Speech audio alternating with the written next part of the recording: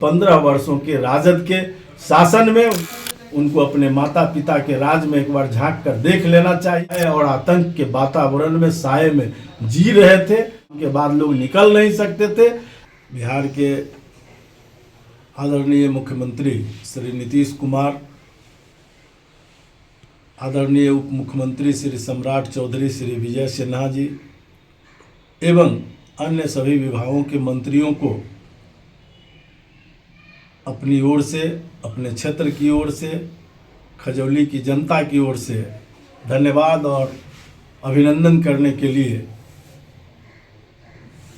आप सबको जानकारी देते हुए, अभिनंदन करते हुए, यह जानकारी देते हुए आप हर्ष है कि खजौली विधानसभा में माननीय मुख्यमंत्री अपने प्रगति यात्रा के दौरान और उसके 4 वर्ष पूर्व डीवी कॉलेज के मैदान में जिन बातों की घोषणा की थी कि हम अपने संसाधन से भी करेंगे, आज उसको कैबिनेट द्वारा 4 तारीख को स्वीकृति दे दी गई, जिसमें सबसे बड़ी योजना इस क्षेत्र के विकास के लिए, यहाँ के लोगों को जो बाधा पहुँच रही थी यातायात में, जयनगर जाने में सब डिविजनल हेडक्वार्टर है, वो एक सुलभ हो गया है अब।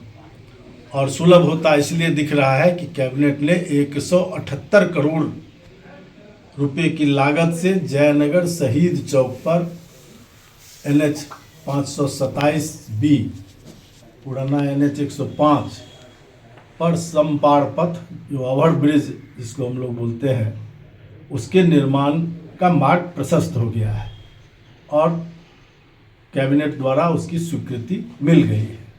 उसके अलावे खजौली विधानसभा क्षेत्र में जितने हमारे चिर प्रतीक्षित मांग थी, जो बड़ा बड़ा चीज़ था, वो पूरा होता हुआ दिख रहा है। जिसमें एक तो मुख्यमंत्री सेतु योजना के माध्यम से, जहां हमें 2 पुल, 30 पुल का हमने सूची यहाँ से दिया था, जिसमें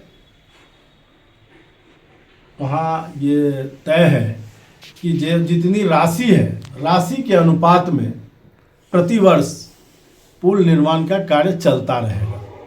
और उसमें इस वर्ष, इस वित्तीय वर्ष में 2 पुल की स्वीकृति प्राप्त हुई है। एक है सिमहा टोल, जहाँ 2 भाग में एक ही पंचायत कटा हुआ था, सिरियापुर। सिमहा टोल जाने के लिए खिरहर होकर, दूसरे प्रखंड होकर घूम के जाना पड़ता था। वहाँ लगभग 5 करोड़ की लागत से पुल निर्माण की स्वीकृति प्राप्त हो गई है। दूसरी ओर जो नरकटिया स्क्रू पाइल्स पुल पर हम लोग पार करते हैं बछराजा, वहाँ भी बछराजा नदी ही है और यहाँ भी बछराजा नदी ही है। वो स्क्रू पाइल्स पुल धीरे धीरे क्षतिग्रस्त हो रहा था, उसकी जगह RCC ब्रिज वहाँ भी 3 करोड़ से ऊपर की राशि से बने। तो ये 2 पुल के मामले में मुझे इस क्षेत्र को बड़ी राशि प्राप्त हुई है। वहीं दूसरी ओर मुख्यमंत्री जी प्रगति यात्रा के दौरान ही उन्होंने एक और घोषणा की, वो है पुरानी कमला और जीवछ का इंटरलिंकिंग का काम, जिसमें 426-27 करोड़ की लागत से उस काम को पूरा होना है, जिसकी स्वीकृति प्राप्त हुई है। उसके अलावे 1921 में ही माननीय मुख्यमंत्री जी डीवी कॉलेज के मैदान में जब सभा कर रहे थे, तो उनसे हम लोगों ने आग्रह किया था कि डीवी कॉलेज में बिल्कुल भवन जर्जर है और वहाँ छात्रों और छात्राओं को बैठने की जगह नहीं है, इसलिए यहाँ शीघ्र भवन निर्माण कैसे हो।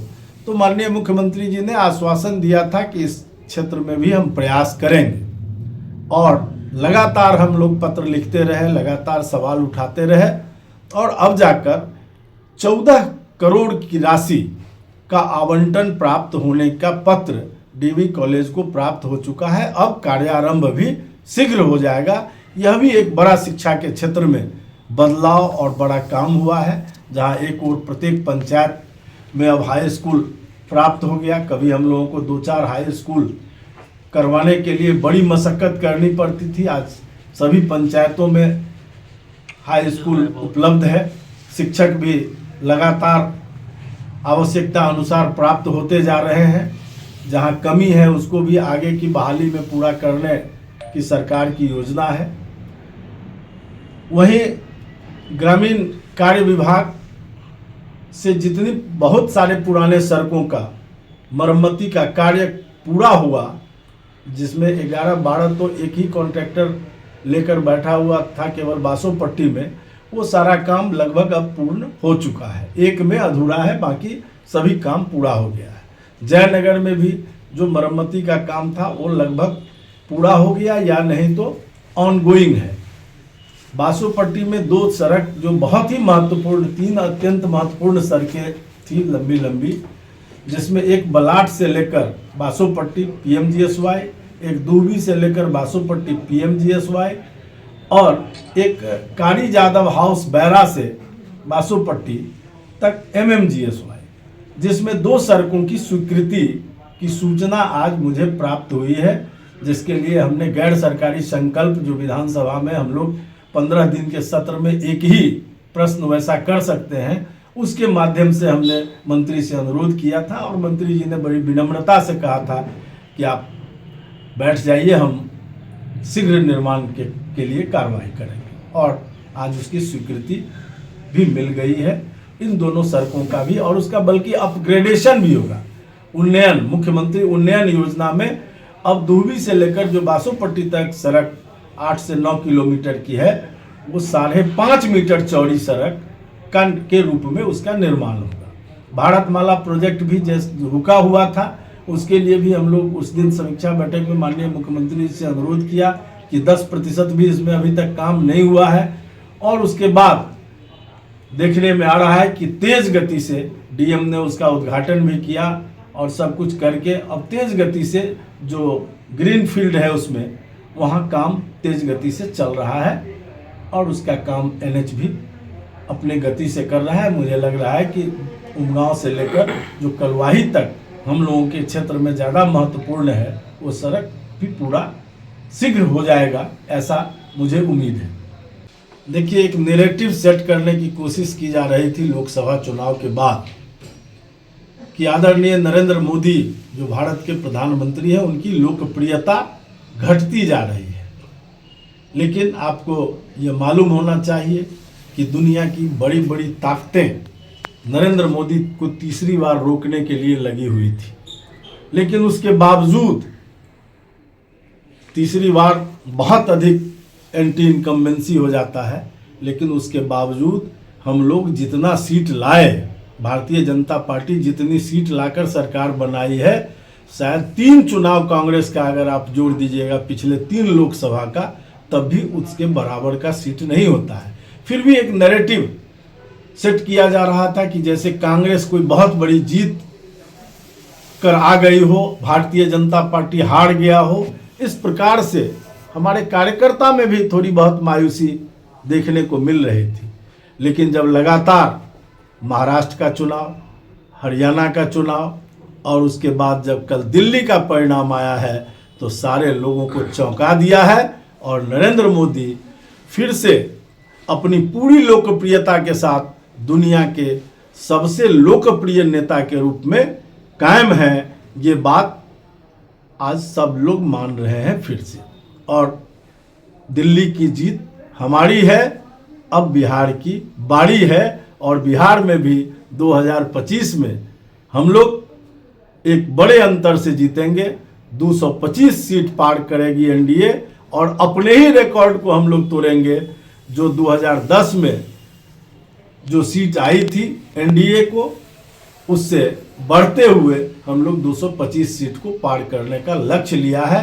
मुझे पूरा विश्वास है कि जनता का सहयोग और समर्थन 19 वर्षों के बाद भी उसी प्रकार NDA के साथ बरकरार है। जो समीकरण पहले था वो समीकरण कुछ न कुछ बढ़ा है, कभी घटा नहीं है। और इस मधुबनी जिले के अंदर भी जो पिछली बार हम लोग 2 सीट पर चूक गए थे, उन 2 सीट पर चूकने का कारण था कि हमारे जो आज लोजपा फिर से हमारे NDA के साथ है घटक दल में, वो उस समय अलग चुनाव लड़ रही थी और इन दोनों सीटों पर हमारे ही लोग जो चुनाव लड़ रहे थे लोजपा से, वो 16,000 18,000 वोट लाकर 8-8 10-10 हज़ार 7-7 6,500 और 8-10 हज़ार वोट से दोनों सीट पर हम लोग हारे थे। उस वोट को जोड़ दीजिए तो वो दोनों सीट भी क्लीन स्वीप होता हुआ दिख रहा है और 10 की 10 सीट एनडीए की झोली में जाने वाली है। और फिर से एक बार आदरणीय नीतीश कुमार जी के नेतृत्व में सरकार बनेगी। 2025 फिर से नीतीश, ये नारा चल पड़ा है और ये सार्थक और सिद्ध होकर रहेगा, क्योंकि विकास केवल एनडीए करती है, ये हमने सिद्ध कर दिया है। 15 वर्षों के राजद के शासन में उनके जो हमारे नेता प्रतिपक्ष आज इतने बयानबाजी करते हैं, उनको अपने माता पिता के राज में एक बार झांक कर देख लेना चाहिए। मुझे लगता है उस समय वो काफ़ी बच्चे रहे होंगे, शायद उनको याद भी नहीं होगा कि किस प्रकार से लोग भय और आतंक के वातावरण में, साए में जी रहे थे। विकास नाम की चीज़ नहीं थी, सड़क के नाम पर केवल गड्ढा था, शिक्षा के नाम पर विद्यालय और शिक्षक नदारद थे, कहीं भवन नहीं था, कहीं विद्यार्थी नहीं था, कहीं शिक्षक नहीं था, बिल्कुल अराजकता का वातावरण था। लॉ एंड ऑर्डर बिल्कुल फेल था, शाम के बाद लोग निकल नहीं सकते थे। आज जो 30 बरस 25 बरस 35 बरस तक के जो लोग हैं, उनको शायद वो दिन पूरी तरह से याद नहीं है। 35 बरस वाले को तो झलक देखी होगी, कुछ तो ध्यान में होगा, लेकिन जिसका उम्र 25 बरस है उसको 15 बरस पहले की बात, शायद राजनीतिक बात की समझ नहीं होगी। और इसलिए कुछ लोगों को कुछ चीज़ें विपक्ष की अच्छी लगने लगती है।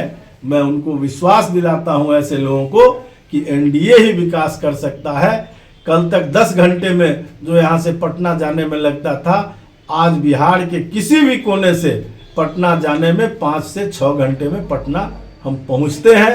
ये है एनडीए सरकार की उपलब्धि और अनेक उपलब्धियों के साथ एनडीए लगातार डबल इंजन की सरकार काम कर रही है। धन्यवाद।